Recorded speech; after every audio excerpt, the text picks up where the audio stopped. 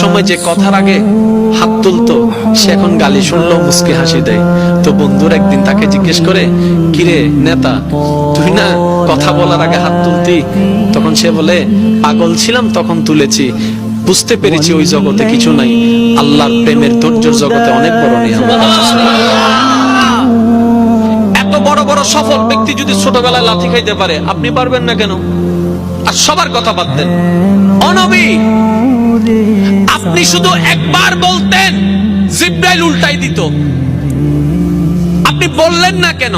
নবী রাহমাতুল লিল আলামিন বলে, পাওয়ার থাকার পরও যে পাওয়ার দেখায় না সে তো সত্যিকার পাওয়ারফুল ব্যক্তি। সুবহানাল্লাহ। যার হাসে কিছু নাই তো হবে দেখ, চিনস না হন এই আর নাম জানোস না, আর বা ফোন চিনস না, জাতুন নাইতে হবে। আর যার থেকে আছে, যার থেকে পাওয়ার আছে সে কি চুপ। যার থেকে সত্যিকার ক্ষমতা থাকে সে কখনো কথা বলে না।